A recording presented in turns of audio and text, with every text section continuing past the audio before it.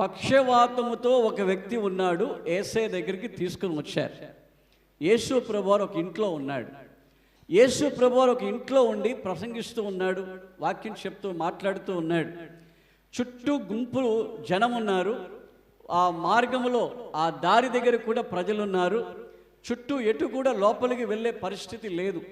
ఏ విధంగానైనా ఆసక్తితో ఆ రోగిని యేసయ్య దగ్గరికి తీసుకువెళ్ళాలనుకున్నారు. వెంటనే ఏం చేశారు, ఆ మంచముతో కూడా ఇంటిపైకి వెళ్ళారు. గమనించాలమ్మా, మంచముతో కూడా ఇంటిపైకి వెళ్ళారు. ఇంటిపైకి వెళ్ళి ఏం చేస్తున్నారు, పైకప్పు విప్పుతా ఉన్నారు. హల్లెలూయా. వీళ్ళ విశ్వాసం ఎంత గొప్పది! వీళ్ళ విశ్వాసం గొప్పదా చిన్నదా? వీళ్ళ విశ్వాసం ఇంట్లో గృహకూడిగా జరుగుతూ ఉంటుంది. చాలా ఫుల్గా ఉంటారు జనాలు. గేటు దగ్గర కూడా జనాలు ఫుల్గా ఉన్నారు. వీళ్ళకి ఆసక్తి ఎలాగైనా కానీ ఈ రోగిని యేసయ్య దగ్గరికి తీసుకెళ్ళాలని ఆసక్తి. ఇప్పుడు ఏం చేస్తున్నారంటే నేరుగా ఏం చేశారు, పైకి వెళ్ళిపోయారు. పైకి వెళ్ళిపోయి ఏం చేశారు, ఇంటి కప్పు విప్పుతున్నారు. ఏం విప్పుతున్నారు? మీరు ఒప్పుకుంటారా ఇల్లు కప్పు విప్పడం? ఎవరో వచ్చి మన ఇల్లు కప్పు విప్పుతుంటే ఒప్పుకుంటారా? చూడండి, పాపం వాళ్ళు ఎవరో కానీ మీరు గమనిస్తే వెళ్ళారు.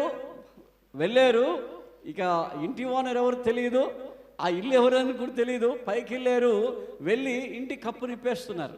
ఇంటి కప్పు నిప్పేసి ఏం చేశారు, ఎంత పెద్దగా ఇప్పారు, ఇంత చిన్నది కాదు, ఎంత మంచము పట్టే అంత ఇప్పేశారు. వాళ్ళ విశ్వాసం మీరు గమనించాలి.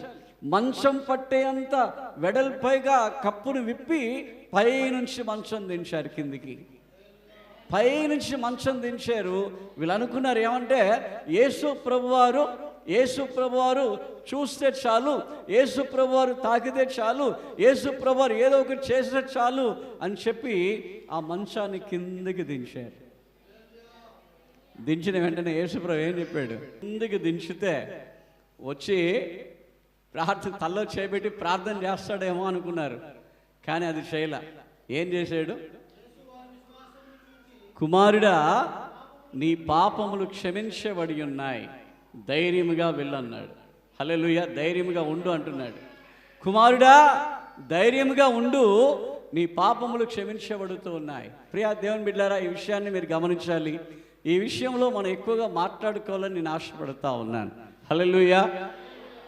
ఒక రోగం వచ్చినప్పుడు, కుటుంబంలో సమస్య వచ్చినప్పుడు, కుటుంబంలో ఏదైనా బాధలు వచ్చినప్పుడు చాలామంది కృంగిపోతూ ఉంటారు. హల్లెలూయా. కుటుంబంలో సమస్యలు వస్తే, కుటుంబంలో బాధలు వస్తే, కుటుంబంలో రోగం వస్తే, కుటుంబంలో ఎవరైనా మీకు వ్యతిరేకంగా మాట్లాడితే, కుటుంబంలో ఎవరైనా మీకు వ్యతిరేకంగా ఏదైనా చెప్పితే వెంటనే కూడా మనం రోగం వచ్చినట్లుగా అయిపోతాం. దేవునికి స్తోత్రం కలుగును గాక. అక్కడ ఏమంటున్నాడంటే, కుమారుడా ధైర్యముగా ఉండు. అక్కడేం కావాలి మనకి? రోగము స్వస్థత కావాలంటే మొదట ధైర్యం కావాలి. రెండవది పాపాలు క్షమించబడాలి.